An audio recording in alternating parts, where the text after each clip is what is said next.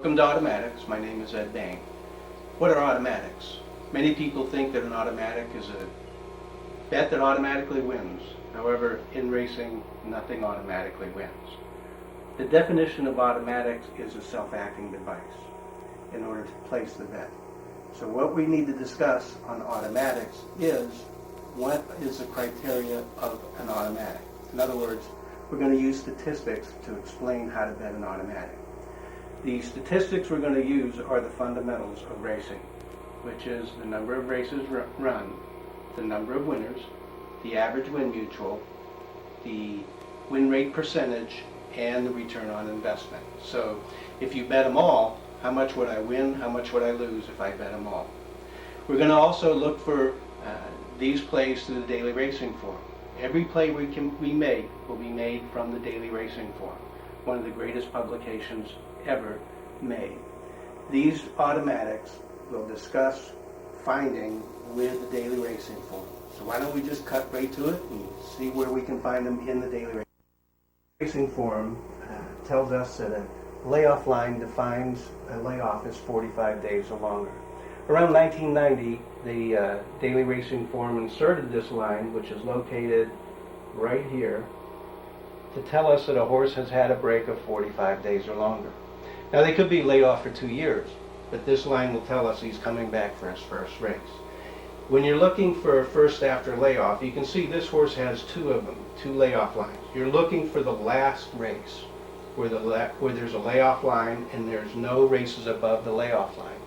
This is called first after layoff. Now what will happen is you see the line and then you have to project to today's race being first after a layoff. In this case, it's actually a route.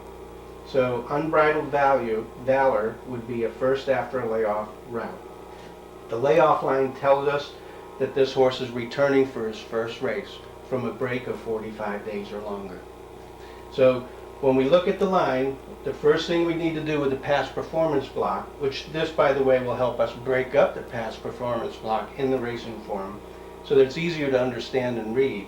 The layoff line is located here, and then there's no race above the layoff line. That'll be first after layoff in a route.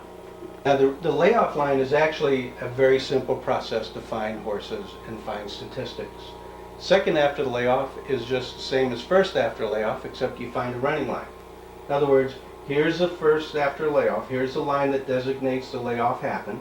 Now here's the running line for first after layoff. Now today is second after a layoff, so you have to project today's race as being the second race after a layoff. In this case, it's a sprint, 6 furlongs.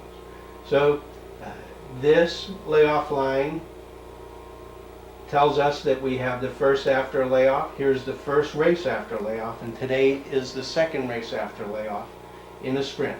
A very easy process to find any of the 4 layoffs after the layoff line. This is third after layoff. Here's the layoff line, then you'll have a running line above it, a second running line above that one, and today has to be projected to third after layoff in a route in this case. So you can move up to here, you find out what the route designation is, and you go 1, 2, then the third race is today, 1 mile and 1/16, so that's third after layoff route. Now, what I look for in statistics and in sprints and route is 7 furlongs and under is a sprint, 7.5 furlongs and above is a route. So keep that in mind every time you look for the layoff line. You're also looking for sprints and routes. This is fourth after a layoff. You find the running line, and if you look for this pointer, you'll see that it's very easy to find. Here's the running line, 1, 2, 3 layoff lines or running lines. And then you have to project today as being the 4th race after layoff. In this case, it's at 1 mile. So Billy Mott went 1, 2, 3 races after layoff, and today is 4th after layoff. This is a very easy way to find the layoff lines and how to break up the past performance block. And actually, a lot of people find the past performance block in the daily racing form a little difficult to read, but it really isn't once you separate it down by the layoffs. When we move to claims, it's a little bit more difficult to find than the layoffs, simply because the C that designates a claim, which is located right here, is a little harder to identify. It's located right beside the claiming numbers. So you'll see a C here, and then you have to project to the number of races. And it's just as easy really to find as the layoff line. This is first after a claim in a route. You can see the mile and eighth on the turf. This trainer claimed the horse, and now he's bringing it back for first race after a claim. And the way to see this is you can see the C located right here. You'll also see that he was claimed from and who the stable was, along with what the price was, and also who the trainer was. So you can see that when you're looking for the claims, if you look for this space here, you can see immediately that a horse was claimed. You look for the C here, and today is first after a claim. So he claimed him here on the 7th of August, and now what he's doing is bringing back today. You have to project today as being the first race after a claim. This is second after a claim. You can see the C, which designates that the horse was claimed. Then there's one running line, and now today is this, you have to project today's race as being the second race after a claim. This is a route at a mile. Mike Mitchell claimed this horse. He won on the race he claimed him, and you can see he moved him up, and he came in 8th, and now today he's bringing him back. Today's the second race after a claim in a route. These are easy this is very easy to find. All you have to do is look for this gap right here where you see claim from Whitman Janus, and you'll know that the horse was claimed. Now you have a first race back after a claim, and now the second race is today. So you have to project today's second race after a claim in a route. Third after a claim. Here we have the claim designation here for the horse being claimed. Bill Spa claimed him back on 2 races back. Today is the third race back. So you have 2 running lines, one right above it and this one here. And now today is the third race after a claim in a sprint. 7 furlongs is a sprint. So Bill Spa is on third after a claim in a sprint. You can see that Bill did pretty good with him on first and second race after a claim. Now he's going for 3 in a row. So you can see the claim designation, 1 running line, 2 running lines. Today you have to project to the 3rd running line, and this would be third after a claim in a sprint. This is 4th after a claim in a sprint. And here's the claim designation. There's 3 running lines, 1 here, and 1 here. And today you have to project to 4th after a claim. In this case, it's another 7 furlongs race, which is a sprint. So today would be 4th after a claim in a sprint. And it's very easy to find. You can see that this, once you find the location of the layoff line or the claim designation, this is very easy to find and determine whether he's a first, second, third, or 4th race after a claim. Now we're into debuts. Debuts, we're going to identify what the first 4 races are of his career. The way to look for this is when you see a debut, is you have to look for his number of workouts. There'll be no running lines. Sometimes there'll be no workouts either, just trainer information. And what that means is that the horse was actually training on a farm or a ranch, and now they're bringing him back, or bringing him to the races for the first time. Many times you'll see workouts, like you see here. This is a workout, and you know that once you see the workout and no running line, that today is his debut race. In other words, his first start. And what we're going to be identifying are trainers who can hit with their debut horses. So we're going to look at the next race in the series, which is debut 2, or second start in a sprint. This is a second start, debut 2 in other words. The way we look for it is the same way we look for layoffs and also the claims. We're looking for something to identify where the debut is. The first thing we look at is where the works are. If the works, then there's a race here. Here's the running line for the first start. And now today is his second start in a sprint, which is located right here. Keep in mind, 7 furlongs and under is a sprint, 7.5 furlongs and over is a route. So today you're looking for his workout lines or no information at all on his workouts, but just where it says trainer. Then there's a running line, and today is second start in a sprint. This is debut 3, or third start. You look for the workout lines or the trainer line, then there's a running line, a second running line, and today you have to project as a third start in a sprint. This is 6 furlongs. So it's a very simple process. These designations for layoff claims and debuts are easy to find in the daily racing form. The form makes it easy for us to find. All you're looking for is the workout line, and then the actual running line, 1, and then the actual running line for the second race in the debut, and now you have to project to third start in a sprint, or debut 3 sprint. The fourth start is the same as the third start, or the second start, or the first start. You find the workouts, you see the running lines, the first race, the second race, the third race, and today is the fourth race. So it's debut 4, or fourth start, in this case a sprint, 6 furlongs and under. Again, 7 furlongs and under is a sprint, 7.5 furlongs and over is a route. So you see the workouts, you count the number of races up, you project it today. Today is the fourth race. Find layoffs, claims, and debuts with a daily racing form. You can see the process was really simple. Find the layoff line, identify the race, project to today's race, and then you have this stat to deal with. Same way with claims. Just find the C for the claims, then you project to today's race. Debuts are just as easy as layoffs and claims. You find the workouts or you find the trainer name at the bottom, and then you see the running line, you project to today's race.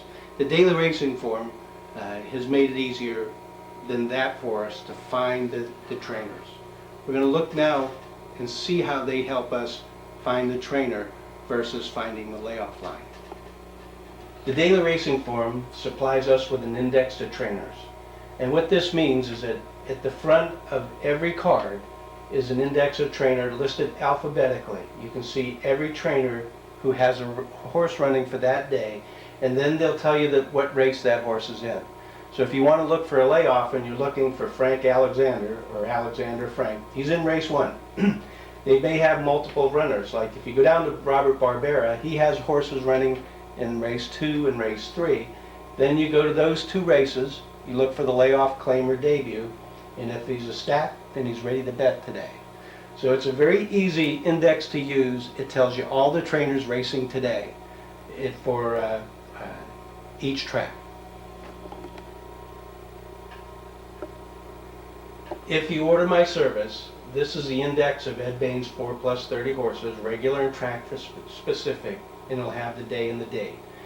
Every one of these plays are actually 4+30 plays. It's a little easier to find off of my index of trainers and 4+30 plays if you order my service. So when you're ordering, if you've ordered, you just simply go to the index of trainers and then pull them up, and it'll show you which ones are there. So you can see finding the layoff lines for the layoff horses, understanding that the sprint is 7 furlongs and under, route is 7.5 furlongs and over, is fairly simple to find. And it breaks up the past performance block for the daily racing form. And it allows you to look at things a little bit differently when you separate things out like the layoff line. Also, claiming is very easy to find. The C is designates for the claim. That means you simply have to project to what today's race is, first, second, third, or fourth race after a claim. These are easy to find along with the debuts. Debuts are easy to find. You identify the workout line, and then you simply look for the number of races above and project into today's race. So that's how you find them. Very simple process to find. The next thing we want to talk about also is going to the trainer index, which is easy to find the actual trainer where he's running for today to speed up the process of handicapping. If you're using my 4+30 index, it's even easier. On trainers, what we're going to discuss really is how are these automatics found. I work with a database. Every year there's approximately 60,000 races carded in the U.S. Over a 10-year period, you're looking at 600,000 races. Over a 5-year period, it's 300,000 races. With each race comes 8.1 horses. So we're looking at over a 10-year period of approximately 2.5 million horses. Now each of these horses will have hundreds of pieces of information that can be multiplied into hundreds of millions of pieces of information. What the understanding is how do we separate all of that down? Can we understand it when it's run out into a way that we're using multiple sets in order to find a statistic? As an example, layoff. I tracked the first, second, third, and fourth race after layoff, separated by sprint and route. Those three categories in 4 races account for approximately 40% of the races run. Over a 5-year period, that's about 1 million horses. And each of those horses will have jockey stats, trainer stats, horse stats, track stats, every stat that you can think of that comes with it. So those 250,000 horses are multiplied out by the number of stats on each horse, and you can end up with hundreds of millions of pieces of information. But any way you look at it, it's still 40% of the races run. And it's a very, very focused few that we're looking for. So now what we're going to do is go look at the list and discuss the list of trainers.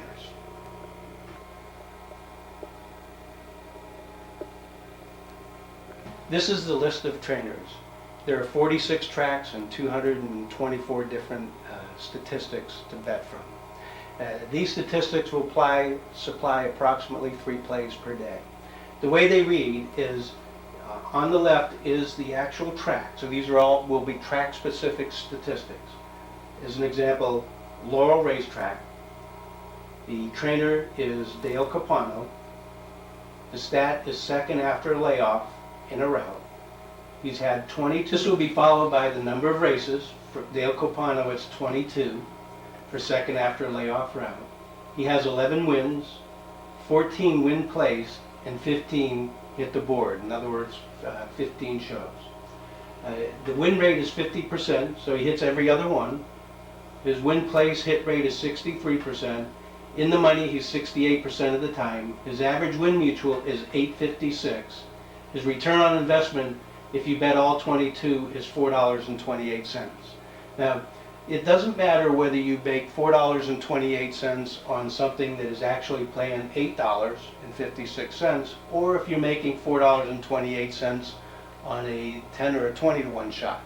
The difference actually will be in the hit rate. In this case, you have a nice hit rate. You're going to hit every other one of them. A 10 to 1 shot or a 20 to 1 shot may only hit 8% of the time, 5% of the time. So you're going to suffer through a lot of losers in order to hit that $4.28 win rate when you're betting long shots. However, betting something that is a 3 to 1 shot and you're hitting every other one makes racing easier betting on the horses. Trainers who are found on all tracks. Their statistics are everywhere. So you have to look for them at specific tracks. They won't be designated by tracks. It'll say all tracks. Those 5 are Amy Albright, Bob Baffert, Robert Frankel, Tom Amos, and Todd Pletcher. Amy Albright is out of a small track, Charlestown. She races out of Charlestown in West Virginia, Penn National in Pennsylvania. A great claiming trainer, just a great trainer all around. Her stat is first, second, third, and fourth race after a layoff, one last race. In other words, she's a repeater. She hits at a very high hit rate, excuse me, with her repeaters. Matter of fact, Amy Albright on her automatics, on her last 10, she's 8 for 10. So she's really smoking right now on her automatics. So let's look at the number of races that she has for her automatics. For first, second, third, and fourth race after a layoff, one last race, Amy Albright has 85 races, 34 wins, 49 win plays, 63 hit the board for a 40% win rate. A win place rate of 57%, in the money 74%, 672 average win mutual, and 228 is her ROI. Now, what this ROI really means is that she's 14% profitability at a $5.72 average win mutual. The average win mutual tells you where she's hitting her races. She's going to hit a lot of races in between 4 to 5 to 6 to 1. Above 6 to 1, she may be a little bit difficult and may not be that good of a bet. I believe Amy Albright is a better. So she hammers her horses pretty good when they go to post. Also, what does this 40% really mean? Well, 40%, when you convert 40% to odds, means that it's a 3-to-2 shot. 3-to-2 means you get $5 on every 3-to-2 shot that you hit. So 40% related to 572 means she's hitting 9-to-5. So she's an actual overlay from her 40% win rate to her 572 average win mutual, which is 9-to-5, and is the reason why she is a 14% profitability factor. So when you're looking at statistics, you can get a different idea of how things actually work win-wise with an average win mutual and a return on investment. And the return on investment really is the bottom line, simply because you have to know before you make the bet whether this stat is profitable or unprofitable. If you can bet it long term and make money, then that's what you need to do. Along with that kind of information, you have the number of races. So the number of wins, and you get the win and the place rate and the show rate also. Now, her place rate is 57%. So she's actually hitting at a 45% or 4 to 5 odds line in the place rate. And you can make money also on her betting strictly to place if that was your preference. So that's Amy Albright. Let's look at the next one in the series. Baffert, one of the great trainers of our time. Bob Baffert can be found in the Southern California circuit and also at Churchill Downs. His stat is first, second, third, and fourth after a layoff, maiden special weight to maiden claim. He's making the biggest drop in racing. If you look at a class chart, the difference between maiden special weight and maiden claim is approximately 8 drops. So that's why this is the biggest drop in racing. Baffert is exceptional at doing this. He's had 55 races, 19 wins, 26 win placed, 32 hit the board, a 34% win rate, 47% win place rate, 58% in the money. His average win mutual is 724 and 250 is his ROI. In other words, you make 25% if you bet all of them, all 55 races. The other thing about Bob Baffert is his reputation is he's hard to get good mutuals on, simply because he's a high-profile trainer. 724 may not sound like it's good mutuals, but it actually is based on his return on investment. So you have a trainer here that hits 34% of the time. So you're looking at something that pays actually 9-to-5 when you convert that 34% to odds. But he's actually hitting at 724. So you can see, again, the same thing is happening as with all these stats, is that you have a hit rate that you can identify, which also, by the way, identifies a loss rate. But at a 34% win rate, you're going to get 724 as an average win mutual. Actually, 34% is 580. So you can see you have another overlay here. And 25% on every dollar bet is a pretty good return on investment. The third of our 5 trainers is the great Robert Frankel, Bobby Frankel. His stat is first after a layoff, won last race.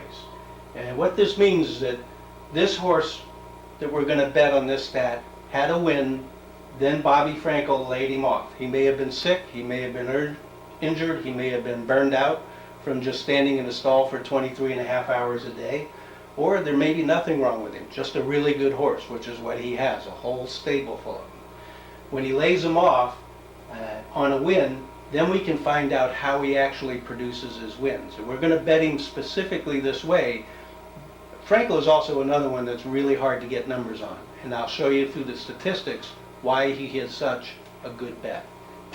For first after layoff in a route or sprint in one last race, Frankel has 168 races, 63 wins, 97 win places, 112 shows, a 37% win rate, 57% is win place, 66% across the board. His average win mutual is 701, 262 is his return on investment. So Frankel, the kick about Frankel is why bet him when his odds are so low? Well, here's how you bet him. First after layoff, and then you know he's won his last race, you get an average win mutual of 701. That means you'll catch a lot of horses that are really good mutuals, good meaning double digits. One of the ways I judge how to play these stats is I take 2.5 times his average win mutual and say he hits everything below that. In other words, if you look at things, you're going to say, well, 2.5 times, well, 7, 20, 14, about a $17 horse. Bet everything under $17 and you'll come out with pretty much all of his winners. And you'll make a lot of money in the process. 262 is his return on investment. So that's a really good approach to betting statistics in Bobby Frankel, returning a horse from a layoff when he's won his last race. Tom Amoss is the fourth trainer in the all list. He's a great claiming trainer. I have stats on him on second after a claim that are eye-openers. But he doesn't do too bad in the other stats, as an example, this one. Tom Amoss on first after a claim, and he won his last race. In other words, he claimed the horse, but the horse won for the previous owner, and now he's bringing him back on the repeat. How does he do when he does that? Let me show you what the numbers are. He claimed 58 horses who won their last race. 22 won, a 34% win rate, 37% show rate, or 37% shows, 37 shows, 38% win rate, 58% win place, 63 hit the board, 63% hit the board, 752 is his average win mutual, 285 is his return on investment. So the question really becomes is, how much can you bet where you feel comfortable making the bet to make money betting statistics? And that's the way you bet statistics. You take the number of wins, which is 22, and you say his average win mutual for those 22 wins is 752. You have an ROI of 285, so now you know what your return on investment is. So now the question is, how often does he come up? Well, at 58 races, he's not going to come up a lot, but enough to make a difference when you combine all of these stats together and get 3 a day. So that's how Tom Amoss performs on first after a claim, one last race. And the last trainer in this series is Todd Pletcher is the last one. Another trainer with a reputation of getting low mutuals, high profile, great trainer out of D. Wayne Lucas. He once was a chief assistant for D. Wayne. His stat is first, second, third, and fourth race after layoff, stakes to allowance. Now he's going to lay him off, first, second, third, or fourth race. He's going to bring him back in. He's going to give him a taste of the good ones, and he's going to drop him into the allowance race and make a score. He does this 12 times over the past 5 years. He won with 38 of them, 63 win place, 71 showed, 34% win rate, 56% win place rate, 63% hit the money, 671 is his average win mutual. Even Todd Pletcher you can make money on at 227 for his $2 ROI. Now, he's going to get 671 average win mutual. Really no different than Amy Albright's.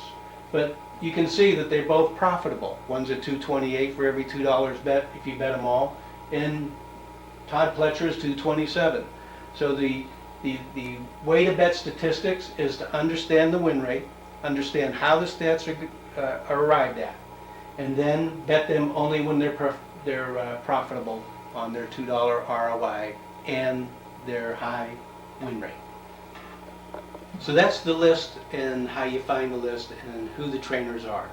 There's a lot of them. 3 a day means you can find a lot of plays that are very good plays to make. Now, there are some things about statistics that you have to understand. One thing is explaining them through an average is not the reality of betting them.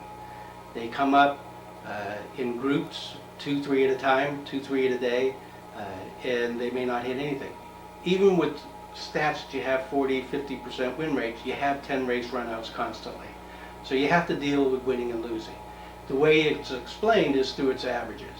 Also, when you're betting, you may hit 5 in a row off of Amy Albright, and she's got 2 more today, and you say, well, I don't know if I want to bet her today. She has her last 5. How long can she keep it up? Well, never go against the streak. Always bet with it. And every time you bet one trainer stats, bet every one of them. If you're going to play, you can play all of these stats, or you can play like I do. I play just 6 tracks predominantly. And a few others. I look for other trainers at other tracks like Wayne Catalano and Cole Norman down in Lone Star in Louisiana. And I kind of cherry pick tracks and trainers also. So when you bet one of his stats, you have to bet them all. That's the only way you can realize the return on investment on each horse. So when you choose them out, make sure you bet all. The other thing is, when you're looking for them, you have to set up a routine to find them. This routine is what will make you money. You start with one trainer and you look for all, whether you're looking through the track-specific index or you're going to the index of trainers in the daily racing form. Once you find the trainer you like, bet him all the time. You'll have to go through his win streaks, which isn't very hard to do. You'll also have to go through his losing streak, which is very hard to do. They always come in bunches. They seem to cycle good to then bad. In other words, you may hit 5 or 6 in a row, then he may blank for the next 15 or 20, then hit 5 or 6 in a row again. And that's why you need to bet all of them. To keep in mind what statistics mean, we have to understand what they mean. The definition of statistics is numerical data assembled and classified to present significant information. Significant information is through the fundamentals of statistics, of racing statistics, which is the number of races, the number of wins, the win rate percentage, the average win mutual, and the return on investment. You can make a living betting on the horses. I've done it for 11 years. I've never quite understood why racing has this obsession with speed when you can go to statistics. The statistics tell you the win rate, tells you the loss rate, tells you what your average win mutual is, tells you what your return on investment is if you bet them all. And the bottom line is always the $2 return on investment. So to wind this up, the last thing I'd like to tell you to do is let them roll at the quarter pole.